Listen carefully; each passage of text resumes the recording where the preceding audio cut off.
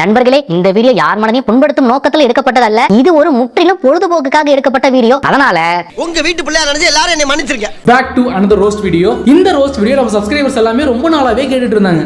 இந்த சின்ன low budget cringe மூவிஸா பார்த்து ரோஸ்ட் பண்ணிட்டு இருந்ததனால இந்த படத்தை பார்க்க டைமே இல்லாம தான் போயிட்டு இருந்துச்சு.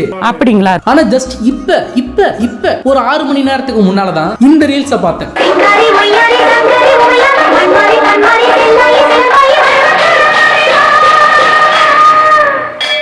ஒரு தாலி வரம் கேட்டு வந்தேன் தாயம்மா.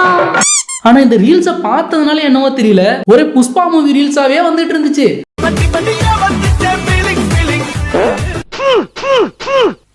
கர்மா என்ன இப்படி நாறுது? ஏன்டா அப்படி கொஞ்சம் கொஞ்சமா நொறுக்கிட்டு இருக்க? இப்படி கொஞ்சம் கொஞ்சமா பாக்குறதுக்கு முழுசா உட்காந்து பாத்திரலாமே முடிவு பண்ணி ஃபைனலா OTT-ல பாத்துட்டேன். ஒட்டுமொத்த சோழியை முடிச்சிட வேண்டியதானே? புஷ்பானா ஃப்ளவர் நினைச்சீங்களா? சரி, இப்ப கதைக்கு வருவோம். உருட்டுகள் மட்டுமே வச்சு ஒரு படம் எடுத்தா எப்படி இருக்கும் அப்படிங்கிறதுக்கு இந்த புஷ்பா 2 படத்தை வந்து சொல்லலாம். இதுல இந்த படம் என்ன ரெக்கார்ட் பண்ணிருக்கு அப்படின்னு பார்த்தா 1600 கோடி 1600 1700 உருட்டுறாங்க. அது உண்மையா இல்லையான்னு தெரியல. 1700 கோடியோ 1600 கோடியோ வந்து கலெக்ஷன் பண்ணிருக்கு. ஒரு கோடி நீ பார்த்த ஒரு கோடி. அது இந்த மாதிரி ஒரு ஸ்கிரிப்டை வச்சு இப்ப எடுத்த உடனே ஜப்பான்ல இருக்கக்கூடிய ஒரு துறைமுகம் மாதிரி ஒண்ணு காட்டுறாங்க. அந்த துறைமுகத்துல இருக்கிற கண்டெய்னர்ல செம்மரமா இருக்கிற கண்டெய்னர் எப்படி வந்துச்சுன்னு அவங்களுக்கே தெரியலையா. பெர்மிஷன் இல்லாம செஞ்ச தடத்தை யார் அடிச்சா தெரியாது சார். இதெல்லாம் கூட மெகா உருட்டு என்னன்னா, அந்த கண்டெய்னருக்குள்ள கேப்பே இல்லாத அளவுக்கு செம்மரம் ஏத்திருப்பாங்க. ஆனா அதுக்குள்ள நம்ம ஹீரோ சார் இருப்பாரு. ஏன் திமுங்களா? எப்படி? அது ஒரு நாள் 2 நாள் இல்ல, கிட்டத்தட்ட 42 நாள். அதுல 42 நாளா சாப்பிடாம எப்படி இருக்க முடியும்? உயிரோட இருக்கான்னா எவன் அவன்? அந்த மனுஷனை கால்ல கைத்த கட்டி மேல தூக்குறாங்க. ஐயா காப்பாத்துங்க காப்பாத்துங்க! ஐயா ஐயா உசுர வச்சு ஊஞ்சல் ஆடுறாங்களே தெய்வமே! ஆனா ஒளிச்சு வச்சிருந்த கோடாரி எடுத்து ரோப்பை வெட்டிட்டு வந்து ஃபைட் பண்றாரு பாருங்க. டேய், நான் ஒரு ஹிந்திக்காரன்டா. இந்த சீன்லாம் பார்த்தா எங்களுக்கே காண்டாவுதுடா. சரி, அப்படி ஒரு மனுஷன் 42 நாள் சாப்பாடு இல்லாம தண்ணி இல்லாம இருந்தா என்ன ஆமா அப்படிங்கறத நான் தெரிஞ்சுக்கிறதுக்காக கூகுள் பண்ணி பார்த்தேன். கூகுள் என்ன சொல்லுது அப்படின்னா, டேய் அவன் செத்துட்டான்டா. தண்ணியும் இல்லாம சாப்பாடு இல்லாம இருந்தா அதிகபட்சமா ஒரு 5 நாள், அதுக்கு மேல எப்படிப்பட்ட மனுஷனா இருந்தாலும் சுருண்டுருவாங்க. ஐயோ! ஆனா நம்ம ஹீரோ சார் 42 நாள் அங்க இருந்தது மட்டும் இல்ல, இப்ப உள்ள என்ன பண்ணிட்டு இருப்பாருங்கிறத விட அவர் வாயிலே சொல்லுவாரு. 40 நாள் கண்டெய்னர்ல வெட்டியா எது கேட்கணும்னு 30 நாள் ஜப்பான் பாசியை எடுத்துட்டு வந்து நானா கத்திக்கிட்டேன். இதை எடுத்து அவன் லூசா இல்ல பார்த்த நாம லூசா தெரியல. சரி, ஹீரோ சார் 42 நாள் வெயிட் பண்ணி அந்த கண்டெய்னருக்குள்ள எதுக்கு வந்திருப்பாருன்னு கேட்டா, ஜப்பானுக்கு உட்டு வந்துச்சு, திருப்பதிக்கு துட்டு வரலையாப்பா. Please help me, please help me. இதே மாதிரி சீனு இதே மாதிரி ஒரு படத்துல எங்கேயோ பார்த்த மாதிரி இருக்கு. யோசி எந்த படத்துல பாத்தீங்க யோசிங்க. ஆனா நம்ம KGF.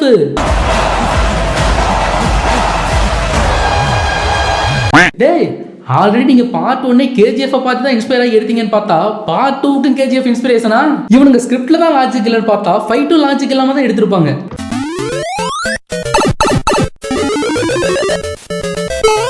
ஒரு 70-80 கிலோ வெயிட் உள்ள ஒரு மனுஷனை தோல்ல தூக்கிக்கிட்டு அங்க இருந்து அப்படியே பறந்து சண்டை போடுறாரு. விட்டா அங்க இருந்து செவ்வாய் கிரகத்துக்கு பறந்து போயிடுவார் நினைக்கிறேன். அந்த அளவுக்கு பறந்துகிட்டே இருக்காரு. இதுக்கு பானையா சாரே பரவாயில்லையே, அந்த மனுஷன் பண்ண ட்ரோல் பண்றோம். ஆனா அதை மிஞ்சிற அளவுக்கு இவர் பண்ணிருக்காருடா. இப்ப இவர் இந்த ஜப்பான் போன சீனுக்கும் இந்த படத்துக்கும் ஏதாவது சம்பந்தம் இருக்குமான்னு கேட்டா எதுவுமே கிடையாது. ஜஸ்ட் ஒரு ஹீரோ இன்ட்ரோடக்ஷனுக்காகவே எடுத்து வெட்டி ஒட்டி வச்ச மாதிரி தான் இருந்தது இந்த சீனு.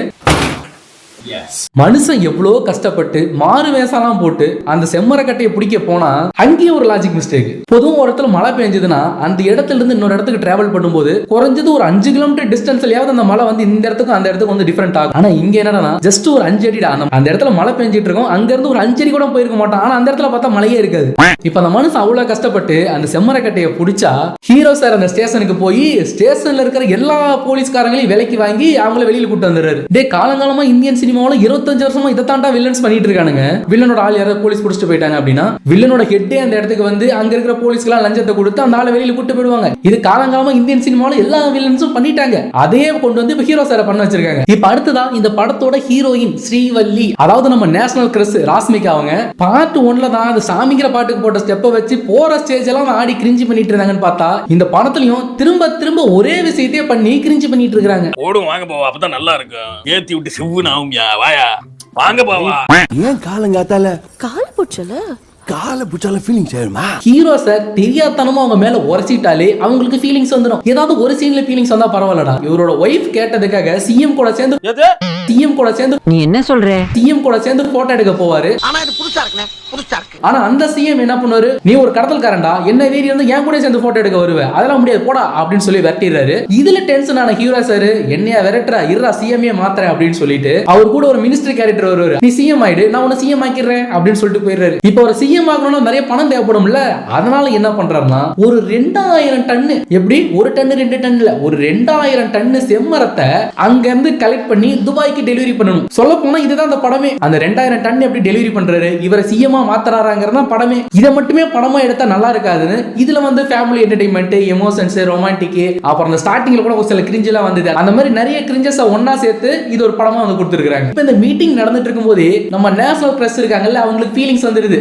அதனால ஹீரோ சாரை தனியா கூட்டிட்டு போயிட்டு இந்த சீன்ல இந்த டவுட் எனக்கு மட்டும் தான் வந்துச்சா இல்ல பாத்துட்டு இருக்கிற உங்களுக்கும் வந்துச்சான்னு தெரியல. வெளியில அவ்வளவு பேர் மீட்டிங்க்கு வெயிட் பண்ணிட்டு இருந்தாங்களா, அவனுக்கு நிலைமை என்னதான் ஆச்சு, வீட்டுக்கு போனானுங்களா இல்லையா, இல்ல இவங்க முடிச்சிட்டு வர வரி வெயிட் பண்ணிட்டே இருந்தாங்களா, இது எனக்கு தெரிஞ்சாகும். அதே போல இவங்களுக்கு ஃபகத் ஃபாசில் சார் மேல என்ன காட்டுன்னு தெரியல. மனுஷன் மலையாளத்துல என்னமா படம் நடிச்சிட்டு இருந்தாரு, அவர் எங்க ஊருக்கு வாங்க எங்க படத்துல நடிங்கன்னு கூப்பிட்டு வச்சு அந்த மனுஷனோட திறமையை அப்படி அநியாயமா கொண்டுட்டீங்களேடா. அவ்வளவுதான், நம்மள முடிச்சு விட்டீங்க போங்க. சீரியஸா சொல்றேன், இந்த படத்துல இந்த செகாவத்ங்கிற கேரக்டர் வரும்போதெல்லாம் எனக்கு சிரிப்பு மட்டும் தான் வந்தது. பார்ட் 1லயாவது பார்க்கும்போது ஒரு கெத்தா ஏதோ பண்ண போறாரு, இவருக்கும் புஷ்பாவுக்கும் ஒரு வேற லெவல் கிளாஸ்லாம் நடக்கும் அப்படின்னு சொல்லி வெயிட் பண்ணி பார்த்துட்டு இருந்தேன். அதுல கிளைமேக்ஸ் பார்த்ததுக்கு அப்புறம் பார்ட் 2 இன்னும் ஃபயரா இருக்கும்னு நினைச்சு வந்தோம். ஆனா இதுல எந்த அளவுக்கு ஒரு டம்மி பண்ண முடியுமோ அந்த அளவுக்கு டம்மி பண்ணி விட்டுருக்காங்க.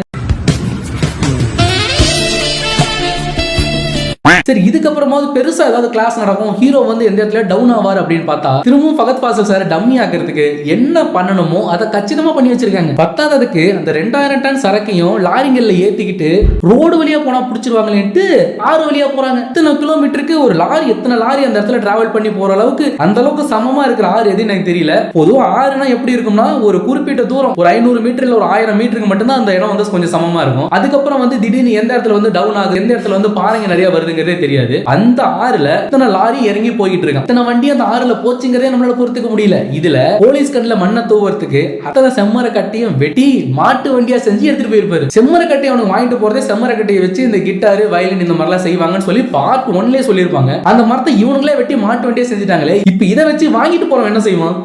ஐயோ மகனே, அத பத்தி யோசிக்கவே இல்லையே. இப்போ ஹீரோ சார் ஸ்டார்டிங்ல பிளான் போட்ட மாதிரி அந்த 2000 டன் சரக்கையும் போலீஸ்ல மட்டும் கொண்டு போய் கொடுத்துறாரு. இதோட கதை முடிஞ்சது. இதுக்கப்புறம் ஏதாவது பண்ணி டியூரேஷனை லென்த் பண்ணி ஆகணும் அப்படிங்கிறதுக்காகவே படம் இங்க இருந்து திடீர்னு வந்து ஒரு ஃபேமிலி போர்ஷனுக்கு டிராவல் ஆகுது. அதுவும் ஒரு கோயில் சீக்வன்ஸ்லயே வச்சு இந்த இடத்துல வந்து ஒரு பக்தி பாட்டு, இந்த இடத்துல வந்து ஒரு வளகாப்பு பாட்டு, இந்த இடத்துல வந்து தப்ப தட்டி கேட்கிற ஒரு ஃபைட், இவ்வளவு விஷயத்தையும் பண்ணிருக்காங்க. கிட்டத்தட்ட இந்த கோவில் செட்லயே வச்சு ஒரு 1/2 மணி நேரம் சீன் எடுத்து வச்சிருக்காங்க. ஹீரோ சார் ஒய்ஃப் கூட்டிட்டு கோயிலுக்கு போவாரு. போன இடத்துல திடீர்னு ஹீரோ கன்சீவ் ஆயிருவாங்க. உடனே பிறக்க போற குழந்தை எனக்கு பெண் குழந்தை தான் வேணும், ஆண் குழந்தை வேணாம் அப்படிங்கிறதுக்காக புஷ்பா சார் திடீர்னு வந்து சாமி வேஷம் போட்டு சாமி கிட்ட வரம் கேட்பாரு. அது எதுக்குங்கிறது வேற ஒரு ரீசன் வச்சிருப்பானுங்க. பையன் பிறந்தவன் வீட்டு பேர் என்ன அப்படின்னு சொல்லி கேட்பாங்களாமா. பொண்ணு பிறந்த வாழ போற வீட்டுல அந்த வீட்டோட பேரை சொல்லிடுமா. சரி, பையன் பிறந்தா வீட்டு பேர் கேட்பாங்க, ஓகே. பொண்ணு பிறந்து வளர்ந்து ஸ்கூல் முடிச்சு காலேஜ் முடிச்சு அதுக்கப்புறம் தானே கல்யாணம் பண்ணி கொடுப்பாங்க. அதுக்குள்ள யாராவது வீட்டு பேர் என்ன அப்படின்னு கேட்டா என்ன சொல்லிருப்பாங்க? ஐயோ மகனே, அத பத்தி யோசிக்கவே இல்லையே. ஆனா இந்த வரம் கேட்கிற சீனை பார்க்கும்போது எக்ஸாக்ட்லி எனக்கே அந்த ரீல்ஸ் பார்த்ததுக்கு அப்புறம் இந்த ஆடியோ தான் ஃபீல் ஆச்சு.